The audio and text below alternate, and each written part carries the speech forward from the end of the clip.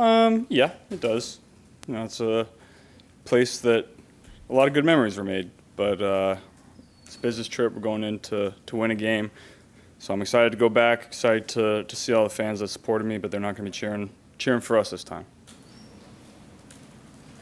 If you could put your finger on the fact that you returned all your skill players, upgraded your offensive line, same play caller, offensive coordinator, why you think the offense isn't clicking at the level that it was last year? If you could put your finger on why you think that might be, what would you say? We just got to start. We just got to be more consistent throughout the games. We've put together every game. We put together some really good drives, some really good spots, really good quarters, really good halves. We just got to put it all together through an entire game. Zach talked about the input that Brian has, the offensive coaching staff has, in the game plan. Obviously, you have input as well. What have you seen from that balance between the coaches, between Brian and the rest of the guys, you and everybody, it being a collaborative effort? Yeah, I think that's pretty unique to this place, and I think that's what makes everybody love being here is that there's no egos from me to our coaching staff to Zach to Brian to Pitch to our receivers to everybody. It's a collaborative effort that everybody puts in, and so everybody can take ownership. There's a fine line, Joe, sometimes between scheming to get players open and just having your players, especially in one-on-one, go make a play against their best. How do you view that, and do you think you guys have taken enough shots in those competitive situations? Yeah, that's always the balance. You want to run plays that so everybody can play fast and not have to think, but you also want to scheme things up, have some game plan plays that you think are going to work. And so there's always a balance to find. We could probably find that balance a little better than we have, but I think we're moving in the right direction. Do you think scheming in red area, red zone, and low red area is more difficult because there's less space for the defense, or for the defense to cover? Yeah, it's always tough when you get down there, especially when you have the guys that we have on the outside, because you end up seeing some funky coverages that they might double Jamar, or they might double two of our guys that you don't really see on tape. So it's tougher to scheme things up down there. I know that I'm sure a lot happened that night. There's so many things from start to finish when y'all won the national championship. But is there anything that maybe sticks out, like one memory more than others from that night? No, not really one. It was just a great night for our team and for the guys that had been there. And the best thing about winning a championship is the locker room after the game, and all the work that you guys put in. You get to celebrate that together, and so that's the biggest thing. Did you actually get cited for smoking a cigar, or was that? No, I didn't get cited, but there were definitely cops in there ready to go. What sparked that, Joe? What was what was that whole, what kind of sparked the cigar thing? What was that in your, how did that become a thing? I don't know. I just, cigars are kind of a celebratory thing, and we had just won a national title, and we wanted to celebrate. Where were they from? Were they any particular brand? Or? Yeah, one of our strength coaches' family had a cigar brand that he brought for us. There's that shot of you sitting there on the couch, I believe, in your jersey, and you're smoking the cigar, and it became a massive viral kind of picture. Did you know it was going to have that kind of reaction in the moment, or you just kind of sitting there chilling and didn't expect that? Didn't even know there was a camera right there. That's all I got. Is that framed in the house? Is that framed in the house? No. I don't make it a habit of putting pictures of myself up in the house. You also, Joe, you pointed your finger at the end of the game, if you remember that. That seems to be this new thing that teams do. I think I started that, didn't I? Did you start that? I think so. No. Yeah. Like Steph Curry did that. There you go. Yeah. Maybe I did, maybe I didn't. I don't know. Back to the offense. In the process, when the ball's in your hands, what's the balance between keeping your eyes down the field, progressing with different receivers, and checking down to an open check down guy you have near the line of scrimmage? Yeah, that's always the balance that you're trying to find, because when teams are playing the soft zone against us, you can spend time down the field trying to find something that may or may not be there, or you can check it down And the key to those checkdowns is checking it down quickly as the defense is still getting into their drops, so you can get the run after the catch. And in the second half, I thought, we did that very well. We had 3 drives. 1 was the bad interception by me, and then 2 went all the way down to the goal line. So I thought we moved the ball, really well in the second half. And a big part of that was getting it down to the checkdowns and letting our running backs make those 4-yard catches into 8-yard gains. And that's going to be a big part going forward. What are the differences between being in shotgun versus under center and having to turn your back, maybe play action-wise and stuff? How is that different for you and maybe more challenging or not more challenging? Yeah, you just get a little less time to see the defense. And then a lot of defenses play different coverages based on whether the quarterback is under center or in the gun, based on tendencies. And so it's always different. You get different coverages, different footwork for me. Yeah. What's the Do key? you prefer the, I was gonna say, do you prefer the gun? If gun to your head? I don't think it really matters to me. I think play actions are really good from under center, and you can run the ball really well from under center. But we'll see what we do going forward. I think the gun run game was really good for us on Sunday, and we need to build on that momentum. What's the key to making the under center play action passing game more consistent and a bigger part of the offense? Well, the key is running the ball better from under center.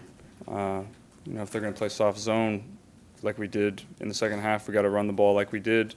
We did it out of the gun, so we'll see what we do going forward. But that's the biggest part. You got to run the ball well to get that respect from the linebackers to suck up, and then you can hit that intermediate zone. Seems like Joe, how you would you guys guys- have had a lot of success in tempo, especially, in terms of helping to get the run game going as well as run game out of shotgun. What are the keys to having an effective up-tempo, maybe even no-huddle offense in the middle of the game? Well, I think, when you're rolling and you're moving the ball down the field, the play caller is feeling the momentum, and you can get in and out of the huddle quickly. Maybe you're not going no huddle and going, warp speed like some of the college teams do, but, the urgency in and out of the huddle, the defense can feel that momentum and that intensity. So, when you're moving the ball down the field, I think the best thing that you can do as an offense is to get in and out of the huddle quickly, see the defense, run the play, get back, get out of the huddle. So that speed is critical. When it's going well, do you feel like you can dictate to the defense more up-tempo than standard huddle offense? Yeah. When you're playing well, you can go fast because you're moving the ball. If you're not playing well and you're going fast and it's a quick 3 and out and your defense is on the sideline for about 30 seconds, and so there you got to find that balance. Joe, how would you best describe the team's offensive identity just 5 weeks into the season? If there's anything you want to change, what would it be entering the Saints game? Yeah, I think we're finding our stride. Slowly but surely, we're learning a lot of lessons from each game. I think, our run game, it was good to see that in the second half. We need to build on that momentum. And then, if we can do that for the rest of the season, then I think teams are going to feel a little less confident about playing that soft zone, and I think we'll get more chances down the field. You mentioned funky coverages in the red zone. Any other thing you've seen kind of why you guys have struggled down there to kind of score touchdowns? We can always execute better. It's tough to answer a general question like that when we've had 5 games, but I think overall teams have been, just changing up their coverages down there from what we expected. Joe, Zach has been getting a lot of heat for play calling.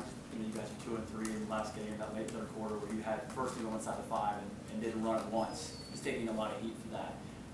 Is there a balance between coach probably getting too much heat for that and player execution, and where do you kind of find that balance, and how much onus do you take on that as well?